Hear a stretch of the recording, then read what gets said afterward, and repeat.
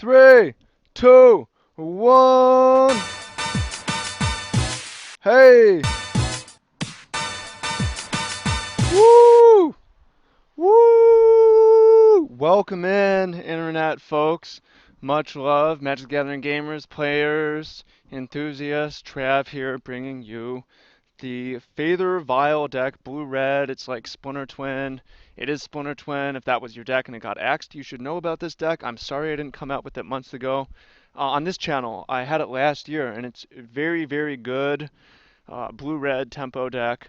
Super fun to play, very strong, and if you like to combo off, if you like to play tempo, if you like to play control, if you like to play a deck with multiple win routes, then this is definitely going to be the deck for you, or a deck for you. So let's get my head out of the way and go ahead and check out how the deck works. So we have a lot of mana. It's a very mana hungry deck, and what I like about this deck is it's not very it's very resistant to flooding and to mana screw because we have 24 lands and we have 4 vials, Aether Vials, so we're unlikely to get mana screwed. But we have Tectonic Edge, we have Mutavault, and we have Fairy Conclave, so we have a lot to do. And that's really the core of what this deck does. Aether Vial is very important, it's in the name. For 1 mana at the beginning, Aether Vial is a crazy magic card. It's like summoning another player. For 1 mana, at the beginning of your upkeep, you put a charge counter on it, and you may put a creature card with a converted mana cost equal to the number of charge counters by tapping it. So you play it turn 1. On the 3rd turn, it's making 2 mana, putting out a Spell Starter Sprite. On the 4th turn, it's making 3 mana, putting out a Pestermite. Or 3 mana, putting out, or 6 mana, putting out a Pestermite, untapping the vial, putting out a Scion of Una or a Vendilion Click or something like that. You also have the crazy combo of on the 4th turn, during your turn, if they're tapped out ever, Aether Vial putting in Pestermite, untapping your 4th land to get to 5 mana to Kiki Jiki them on the 4th turn, so we can do that turn 4. Kiki Jiki comes in with haste, taps to put a copy of Pestermite.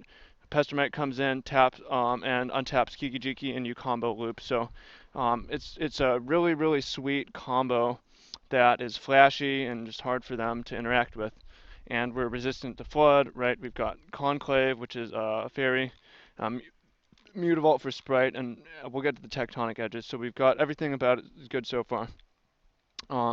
We're playing fairies. We've got a backup plan. Just counter the stuff with Spell Stutter Sprite. Beat them down with Pestermites. Vendilion Click's just a great magic card, and I've got a Scion of Una, and more in the sideboard. Scion is interesting because it gives our other fairies Shroud, so it shuts down our own combo, but it's just a great card. And I choose to run with Mistbind Click in the main as a way to just have a big, beefy creature that will also tap them down. Other cards, Sword of Feast and Famine is the best equipment for this deck. Just put this on a Sprite and get in there. It's really, really good with mana lands. 1 mana to activate Mutavault, 2 mana to equip Mutavault, attack them for 4, protection from black and green, they discard a card. Untap all of our lands post-combat. So Sword is just crazy in this deck.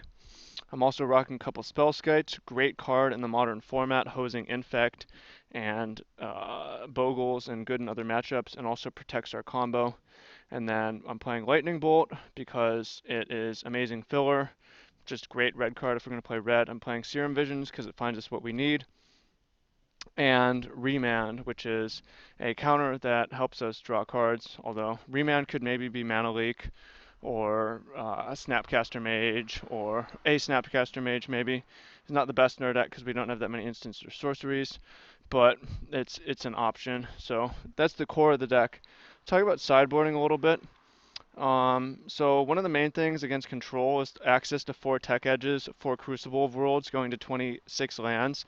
Just beat them on lands, destroy their things. Is really, really strong. Got Pyroclasm to beat up on that weenie decks. Sword of Temptation to steal glyphs. Glenelendra Archmage as another fairy that it counters stuff. It's really strong. And then 3 Scion of Unas if we want to get off combo and go purely tempo. Another cool thing you're going to notice here is that I built this with a 75. So we throw the sideboard in and cost sort the deck and put the Fairy Conclaves at 1 because they come into play tapped.